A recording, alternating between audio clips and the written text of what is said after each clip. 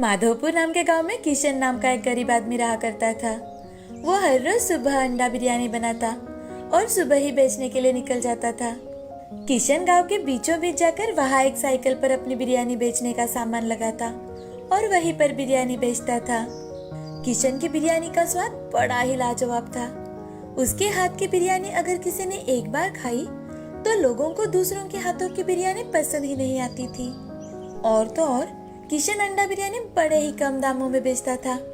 उसके बिरयानी का रेट था सिर्फ और सिर्फ 50 रुपए प्लेट। 50 रुपए के हिसाब से किशन उस पर ज्यादा से ज्यादा 10 रुपए ही मुनाफा निकालता था।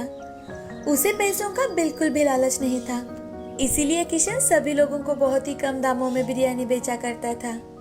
ऐसे ही एक दिन गांव का एक आदमी राजू किशन से, अरे किशन भाई, तुम बड़े ही कम दामों में बिरयानी बेचते हो भाई। मुझे तो लगता है कि तुम्हें अपनी बिरयानी के दाम बढ़ाने चाहिए। अरे राजू भाई, आपने बिल्कुल सही कहा, मगर सोचो, हमारे जैसे गरीब मजदूर लोगों को अगर बिरयानी खानी है तो वो कैसे खाएंगे। इसीलिए मैं लाभ का ज्यादा अपेक्षा ना करते हुए अपनी बिरयानी बेचता हूँ। हाँ किशन भाई, ये तो बहुत ही अच्छी बात कही आपने। चलो, अब मुझे भी एक प्लेट बिरयानी दे दो। ये लो भाई। किशन राजू को बिरयानी देता है और अपने बाकी के कस्टमर को भी बिरयानी देने लगता है।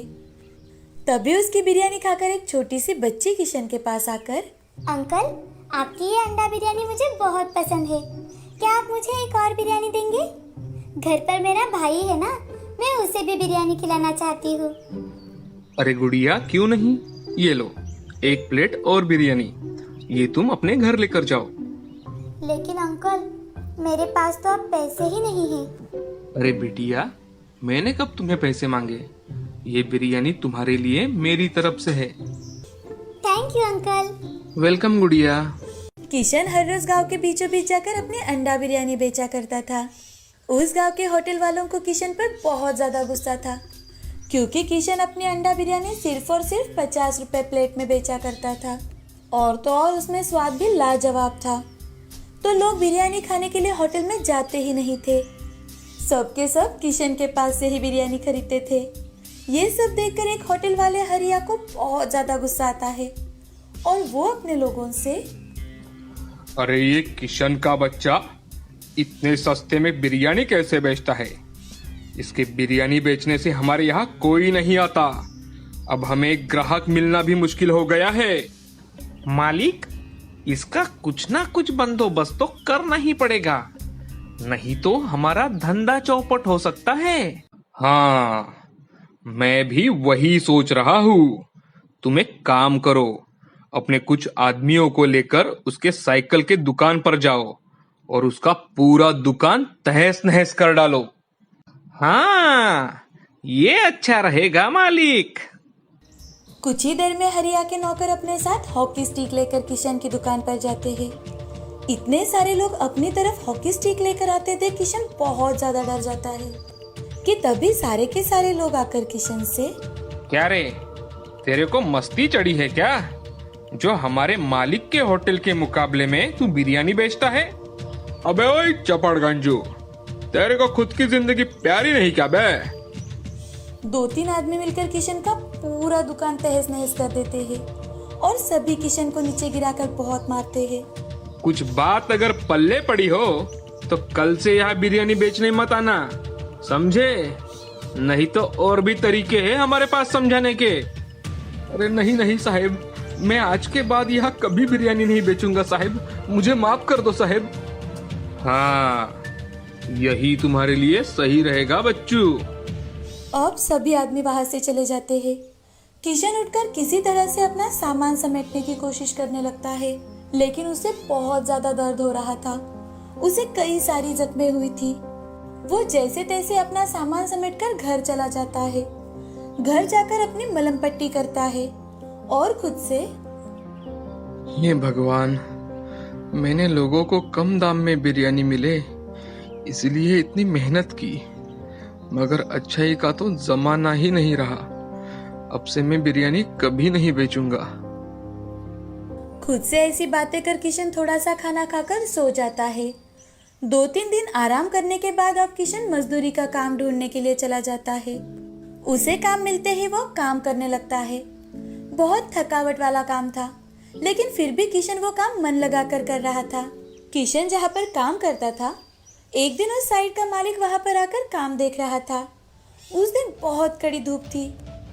अरे ये मुझे क्या हो रहा है? साइड के मालिक वहीं पर चक्कर आकर गिर जाते हैं। ये देख किशन जल्दी से उनके पास जाता है और उनके चेहरे पर पानी मारकर उन्हें होश में लाता है। मालिक उठकर देखते हैं तो उन्हें एक काम करने वाले मजदूर ने मदद की थी। ये देख। तुम्हारा बहुत बहुत शुक्रिया। आज मैंने कुछ खाना ही नहीं खाया था, ऊपर से ये तेज धूप, शायद इसीलिए मुझे चक्कर आ गए। मालिक, अगर आपको कोई एतराज ना हो तो आप कृपया मेरे घर चलिए। मेरा घर यहाँ नजदीक ही है। मैं मेरे हाथों से बनी बिरयानी आपको खिलाता हूँ। अच्छा चलो, मुझे भी बहुत भूख लगी है। किशन उन्हें अपने साथ लेकर अपने घर चला जाता है। घर जाकर मालिक को एक कुर्सी पर बैठने के लिए कहता है। तभी मालिक किशन से, क्या घर में तुम अकेले रहते हो? हाँ मालिक, घर में मैं अकेला ही रहता हूँ। आप थोड़ी देर आराम कीजिए, मैं जल्द ही आपके लिए बिरयानी बना कर लाता हूँ। ठीक है। वहाँ पर बैठे बैठे मालिक देख रहे थे कि किशन कैसे बिरयानी बनाता है। किशन अपना हाथ जल्दी जल्दी चलाकर एक स्वादिष्ट अंडा बिरयानी बनाता है और बड़े ही सुंदरता से पेश करते हुए मालिक को देता है। मालिक बिरयानी का एक निवाला खाते ही, अरे वाह भाई, ऐसी बिरयानी मैंने आज तक नहीं खाई। बहुत ही स्वादिष्ट बिरयानी बनाई है तुमने, लजीज। धन्यवाद मालिक। तुम्हारे हाथों में अगर इतना अच्छा स्वाद है तो तुम ऐसी बिरयानी बनाकर क्यों नहीं बेचते? मजदूरी क्यों करते हो? मालिक की बातें सुनकर किशन की आंखों से आंसू आ जाते हैं और किशन अपने साथ हुई सारी घटना मालिक को बताता है। किशन के साथ जो कुछ भी हुआ वो सुनकर उन्हें बहुत बुरा लगता है। तभी मालिक किशन से, किशन, तुम एक काम करो, तुम मेरे साथ होटल चलाओ। मेरे कहने का मतलब है कि सारा निवेश मेरा ही रहेगा, और हाँ, मुनाफे में भी मैं सिर्फ 25% लूंगा। मालिक, ये सुझाव तो बहुत अच्छा है, मगर मैंने बिरयानी बनाना शुरू भी किया तो भी मेरी बिरयानी 50 रुपए प्लेट ही बेचूंगा, क्योंकि मेरा बिरयानी बेचने का हेतु यही है कि मेरी बिरयानी गरीब भी खाए। हाँ चलेगा किशन, तुम तुम्हारे हिसाब से तुम्हारा होटल चलाओ। हम होटल का चैन खोलेंगे, उससे हर गांव का हर आदमी हमारी बिरयानी खाएगा। क्या कहते हो? मुझे चलेगा मालिक। तो तुम कल ही शहर आ जाना, ये रहा मेरा पता। बिरयानी खाकर मालिक वहां से चले जाते हैं। अब किशन दूसरे ही दिन उनसे मिलने के लिए शहर चला जाता है और उनसे मिलकर उनसे, लेकिन मालिक, मेरे हाथ की अंडा बिरयानी शहर के लोगों को पसंद तो आएगी ना? हमारे हाथ की बिरयानी मेरे जैसे हमेशा 5 स्टार होटल में खाना खाने वाले आदमी को पसंद आ सकती है, तो बाकी के लोगों को क्यों नहीं पसंद आएगी? तुम चिंता मत करो। ठीक है मालिक, अब तो मैं और भी मन लगाकर काम करूंगा। चलो, आज से हमारे होटल हर जगह खुलेंगे। पहले 1 महीना हम इस शहर में होटल चलाकर देखेंगे, बाद में हमारे होटल हर गांव में होंगे। और हाँ, हमारे होटल हम जिस जगह नहीं खोल सकते वहां हम हमारे होटल के नाम से फूड ट्रक चलाएंगे। जैसा आपको ठीक लगे मालिक, मुझे आपने इतना अच्छा मौका दिया है, अब मुझे बस इस मौके का सही इस्तेमाल करना है। अब किशन अपने नए काम में लग जाता है।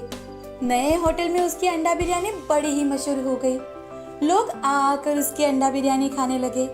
अब उन दोनों ने मिलकर अपने होटल गांव-गांव जाकर खोले। लोगों को इतने सस्ते दामों में अच्छी क्वालिटी की अंडा बिरयानी मिल रही थी, तो गांव के लोग भी किशन से ही अंडा बिरयानी खरीदने लगे। दिन ब दिन वो मशहूर हो रहा था, बड़ा आदमी बन रहा था।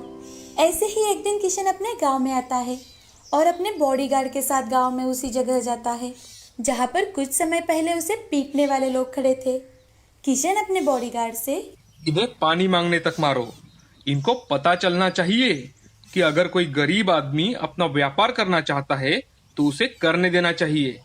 इनके जैसे लोगों की वजह से ही आम आदमी धंधा करने का सोच भी नहीं सकता। किशन के ऐसे कहते ही बॉडीगार्ड उन लोगों को बहुत पीटते हैं और उन्हें फिर से ऐसा ना करे इसकी समझ देते हैं। अब माधवपुर गांव में किशन का नाम बड़े आदर के साथ लिया जा रहा था। उसे सभी लोग बड़ी इज्जत देने लगे। किशन से प्रेरित होकर अब गांव के लोग भी अपना अपना व्यवसाय करने लगे, अपना काम करने लगे। किशन ने अपनी कड़ी मेहनत के दम पर अपना नसीब बनाया था। इस कहानी से हमें यह सीख मिलती है कि हमेशा मेहनत करने वालों को अपनी मंजिल मिल ही जाती है और अपने कड़ी मेहनत के दम पर हमेशा हम हमारे सपने पूरे कर सकते हैं।